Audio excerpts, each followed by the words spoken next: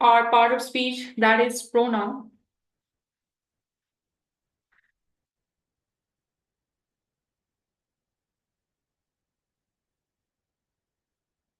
So basically, class pronoun, like if I talk about its introduction, so pronoun basically is a part of speech which is used in place of a noun. And along with that, why we use it? Because in order to avoid any type of repetition, in order to avoid the repetition of the noun again and again in a sentence, we use the this part of speech basically. So for example, if I say that Mariam wakes up early in the morning, Mariam takes her breakfast, Mariam goes to college. So I am repeating her name again and again, which somehow is not looking attractive to the speakers because something is being repeated again and again. So in order to avoid the repetition, like we would be using some specific types of words in the placement of Mariam, which would be she. ठीक है, Mariam wakes up early in the morning. She takes her breakfast. She goes to school. So this, the usage of she is now the example of pronoun. Next, like we have three different types of pronouns which are very important to us. And if we talk about the types of the pronoun, that the first we will be starting it from the personal pronoun. ठीक है? So personal pronoun, as the name itself is depicting that these type of the pronoun are used for different types of persons. Now different types of persons mean like we have basically different types of person. Like I, like right at the moment I am speaking, you people are listening, and we are talking about part of speech. So someone is speaking, someone is listening, and someone is being discussed. So they become different examples of different persons. So these type of pronouns basically are called as personal pronouns. इसमें आपके three different types of pronouns होते हैं, जिसमें आपका होता है first person pronoun. Now first person pronoun class is always the person which is speaking, like in singular form, in plural form, the person which is speaking, it is the example of first person pronoun. For example, right at the moment I am speaking, so I is the example of first person pronoun. इधर आपकी chemistry के teacher भी आए मेरे साथ बैठे हैं, sir math भी आए और डिफरेंट टीचर्स इंस्टीट्यूट के आ जाएं और राइट एट द मोमेंट वो साथ ही सारा कुछ बोलना स्टार्ट कर दें. सो हम फर्स्ट पर्सन प्रोनाउन होंगे, but now we would be in the form of plural. ठीक है, so we would be using the pronoun of we are us. So these become the example of first person pronoun. Means के अगर हम इसकी short definition पर जाएं तो first person pronouns are basically the speakers.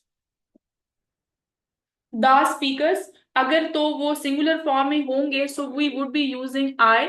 लेकिन अगर वो प्लूरल फॉर्म में होंगे so we would be using we are us for first person pronoun. ठीक है. Now coming towards the second person pronoun. Second person pronoun basically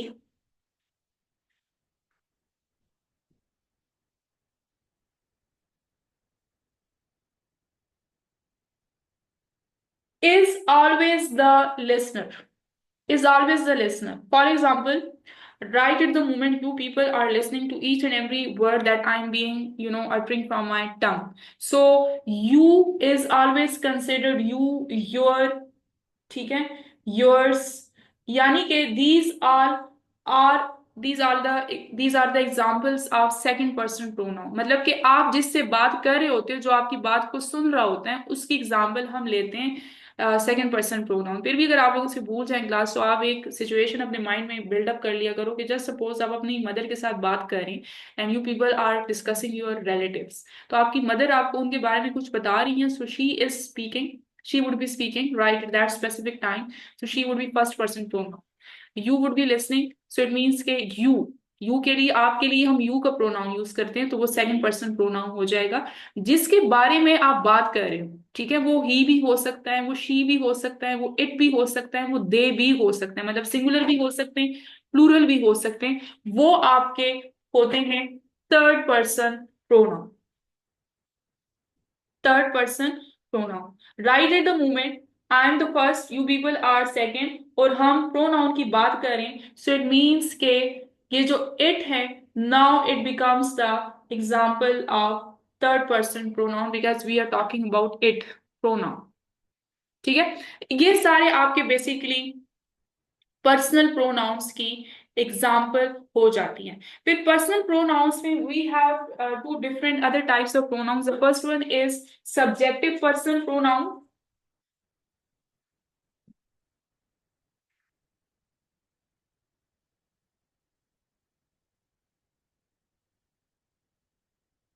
These are the types of the pronouns class which are basically used in in as a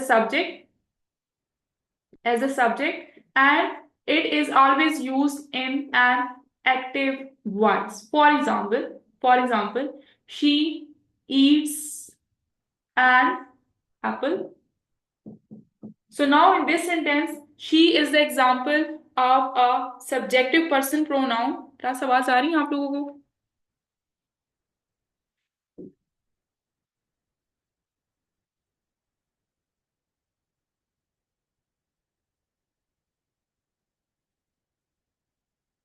क्या आवाज आ रही है आप लोगों को?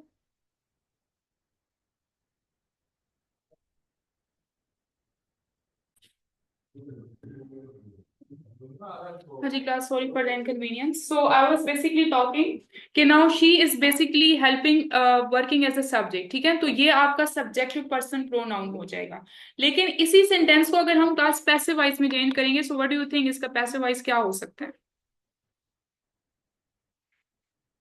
She eats an apple. She eats an apple. What can be the possible passive voice for this sentence class?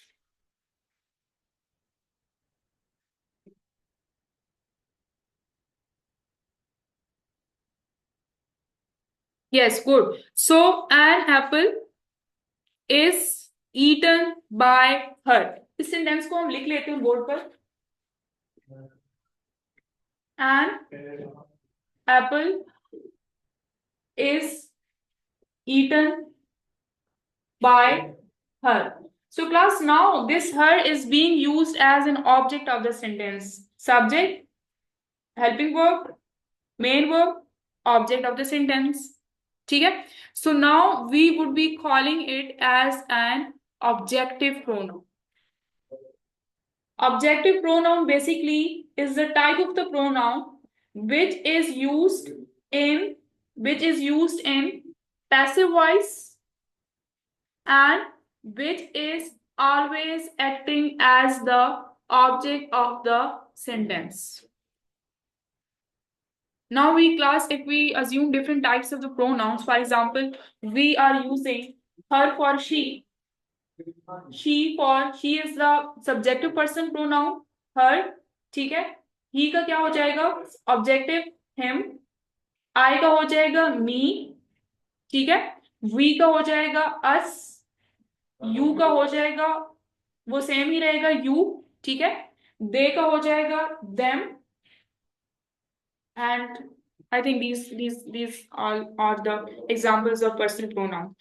So ये class आपके हो जाएंगे जी objective person pronouns. Like repeating it again, subjective person pronouns are always used in active voices and they are always used as a subject of the sentence. On the other hand, objective person pronouns, as the name itself is calling for, they are used as an object of the sentence and they are always used in a passive voice.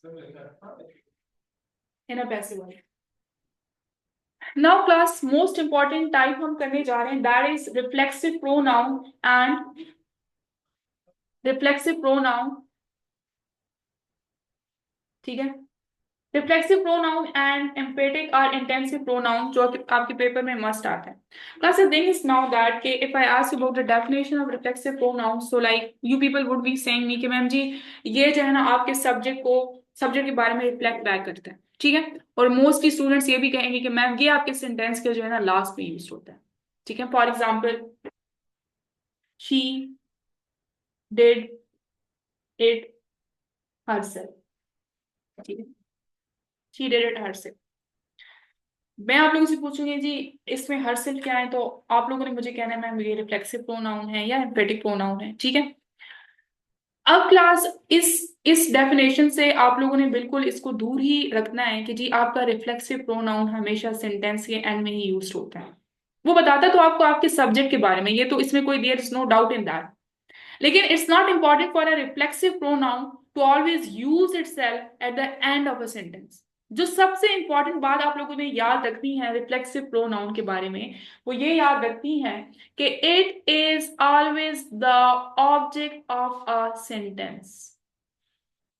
It is always the object of a sentence.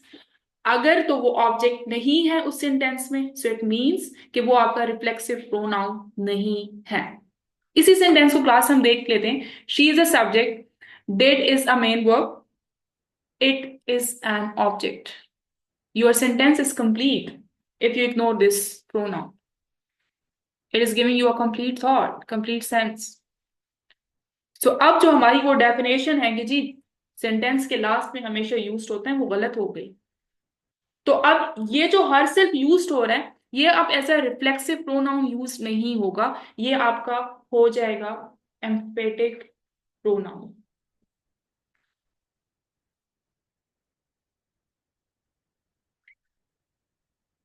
अगर एक और example हम देख लेते हैं reflexive pronoun का, for example she hurt herself. अब मुझे ये बताएं क्लास के इस सेंटेंस में व्हाट इज द सब्जेक्ट, सारे बताएंगे। What is the subject in this sentence? She, ठीक है। Hurt is a hurt is a hurt is a main verb. अब मुझे ये बताएं कि ये शी हर्ट लाइक आपको, is it giving the complete sense if we ignore this herself? Is it giving the complete sense, complete thought? No, no, no. So it means कि herself is now used as an object of this sentence. तो as an object use हो रहा है, तो फिर ये आपके पास क्या हो जाएगा? Reflexive pronoun. समझ आ गई कि नहीं? ठीक है। सो अब आप लोगों ने मतलब कहने का मतलब ये है कि अब उस डेफिनेशन से आप लोग बाहर निकल आए कि अगर आपके सेंटेंसेस के लास्ट में herself, myself, their self, themself, yourself से सब कुछ यूज हो रहे हैं, तो वो हमेशा आपका रिफ्लेक्सिव प्रोनाउन होगा। रिफ्लेक्सिव प्रोनाउन हमेशा तब होगा जब वो आपके एज एन ऑब्जेक्ट वर्क करते हैं। इसी तरह का सेंटेंस क्लास आपको पेपर में गिवन होता है, बिल्कुल इसी तरह का सेंटेंस आपको पेपर में गिवन होता है। वो आपसे पूछते हैं कि जी ये रिफ्लेक्सिव प्रोनाउन है या एम्फेटिक प्रोनाउन है। हमने तो यही पता होता है ना कि जो लास्ट में बस यूज होते हैं वो आपका रिफ्लेक्सिव प्रोनाउन होता है, लेकिन दिस इज रॉन्ग। ठीक है, एम्फेटिक वाले पे भी आते हैं। ठीक है, एम्फेटिक वाले पे भी आते हैं। तो मतलब ये आप लोगों ने देखना है। तो अगर हम डेफिनेशन की बात करें तो रिफ्लेक्सिव प्रोनाउंस में क्लास सारे कौन कौन से बेसिकली प्रोनाउंस यूज होंगे? हरसेल्फ, हिमसेल्फ, ठीक है, सारे जितने भी आपके पास कंपाउंड पर्सन प्रोनाउंस हैं इसके साथ साथ, हाँ, योरसेल्फ, देमसेल्व्स, देमसेल्व्स, इटसेल्फ, ये सारे क्लास। ठीक है। और मोस्ट इंपॉर्टेंट थिंग जो आर सेल्स, ठीक है, जो आप लोगों ने याद रखना है वो ये याद रखना है कि ये आपको सब्जेक्ट के बारे में तो बताता है, दिस इज, ये तो कोई ऑब्वियस सी बात है ना, ये तो इसमें तो कोई डाउट नहीं है, लेकिन ये आपका एज एन ऑब्जेक्ट वर्क करता है। Plus any sentences from your side of reflexive pronoun, जल्दी से बताएंगे।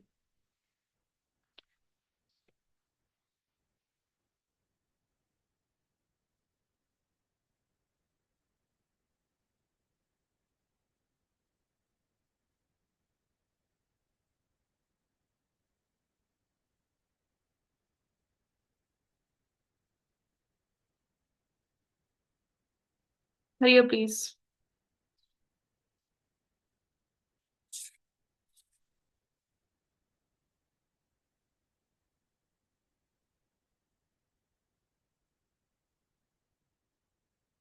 ही ड्राइव्स हिमसेल्फ, ही ड्राइव्स, ठीक हो गया Mariam, good, very very very interesting example, he painted the car himself, good good Aleem, ठीक है, आप लोगों को समझ आ गई। Who is there in the class other than Aleem and Mariam? Suzanne, आपको समझ आ रही है क्लास? वो रिफ्लेक्सिव प्रोनाउन ये था।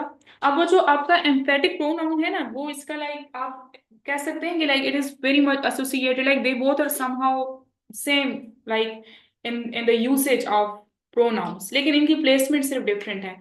अगर हम एम्फेटिक प्रोनाउन की बात करें, सो एम्फेटिक बेसिकली वर्ड जो है ना वो like it talks about the word emphasize. Emphasize means like when you are talking and when you are talking about the importance or significance of something. जैसे हम कहते हैं ना कि Allah Almighty has emphasized over the rights and responsibilities of children towards their parents. तो emphasize का मतलब है कि अल्लाह ताला ने बार बार इंपॉर्टेंस दिलाई है related to the rights and obligations of children towards their parents.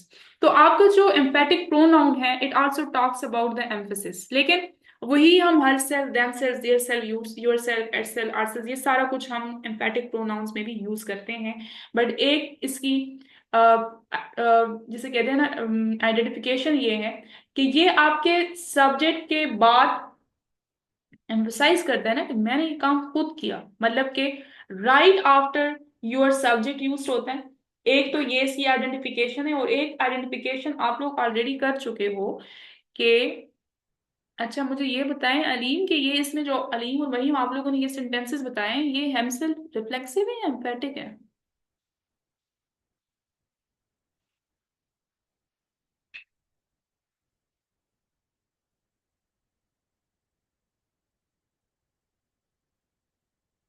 Aleem और मरियम आप मुझे ये बताएं कि ये जो सेंटेंसेस आप लोगों ने मुझे मेंशन करके दिए हैं, मरियम का तो ठीक है, मरियम आपका ठीक है, वहां आपका रिफ्लेक्सिव है। Aleem what do you think about your sentence, like is this himself is acting as an object?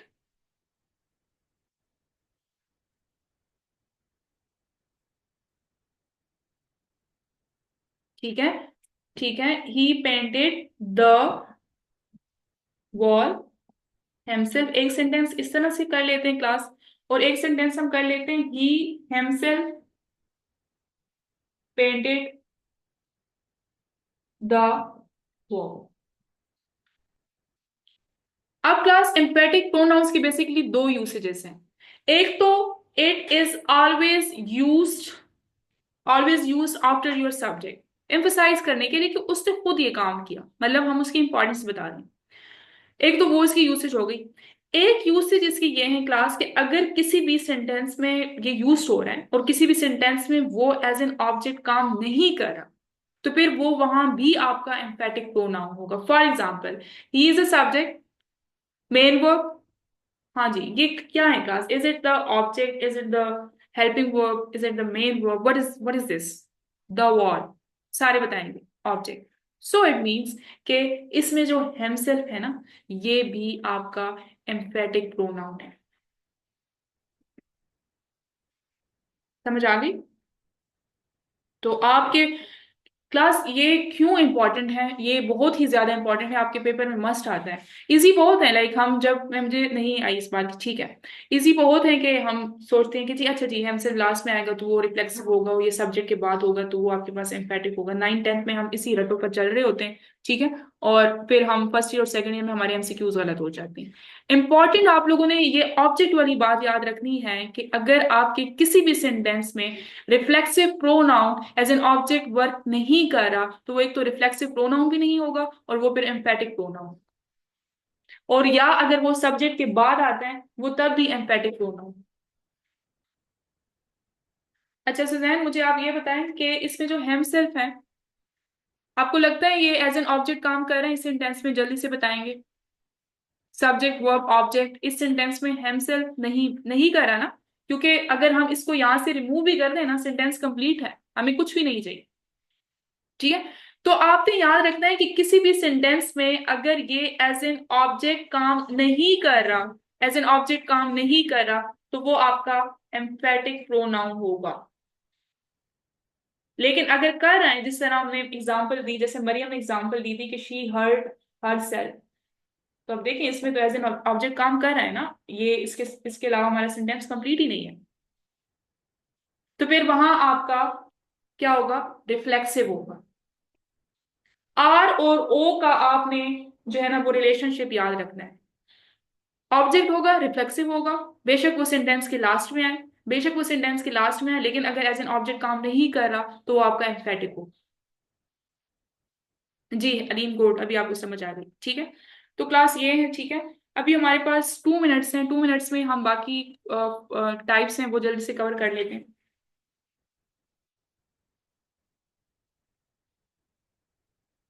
Class एक आपका है जी इंट्रोगेटिव प्रोनाउंस और एक है इंट्रोगेटिव एडजेक्टिव्स। ठीक है। अब दोनों में अगर मैं आप लोगों से पूछूं तो आप लोगों ने यही कहना है कि मैम ये ना क्वेश्चन क्वेश्चन आस्क करते हैं, बेसिकली क्वेश्चन पूछते हैं दोनों। ठीक है, एक कॉलम बनाएंगे और कॉलम के थ्रू हम समझेंगे कि इंट्रोगेटिव इसको हम कर लेते हैं प्रोनाउंस, ठीक है, और एक हम कर लेते हैं इंट्रोगेटिव एडजेक्टिव्स।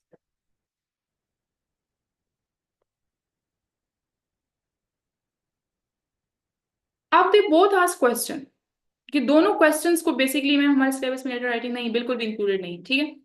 दोनों basically they are used in order to ask a question. लेकिन इसमें डिफरेंस क्या है क्लास? ये जो इंट्रोगेटिव प्रोनाउन है ना, इंट्रोगेटिव प्रोनाउन, इसमें आप लोगों ने जब भी कोई भी क्वेश्चन आस्क करना है, like whenever you are asking some type of question, तो आपने क्या करना है कि फॉर एग्जांपल अब सेंटेंसेस देखें, फिर इंट्रोडक्शन डेफिनेशन की बात भी कर लेते हैं कि who is knocking at the door, ये एक सेंटेंस है, ठीक है। एक और सेंटेंस हम कर लेते हैं, विच इज योर बुक, ठीक है। और इसी सेंटेंस को अगर मैं करूं कि विच बुक इज योर्स, ठीक है।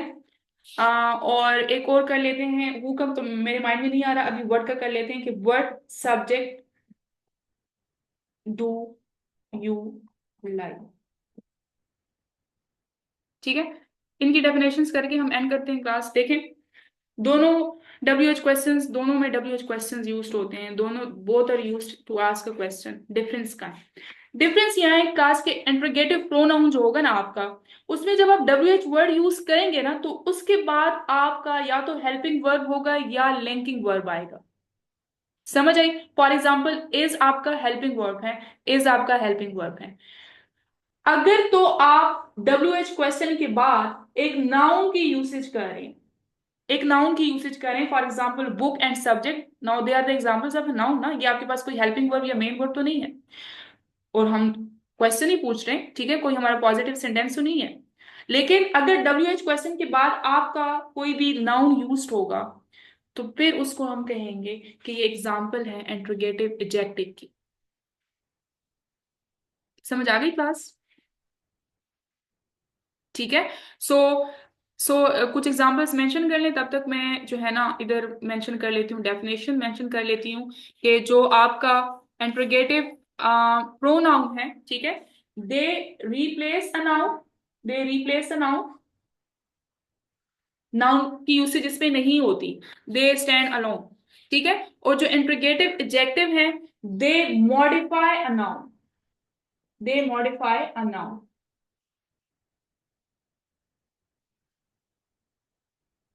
जल्दी से एग्जांपल्स हैं क्लास, फिर हम क्लास को कंक्लूड करते हैं। अलीम, मरियम, सुजैन, कोई भी, हरिया प्लीज। मैम अगर ओनली वर्ब हो like who played the game,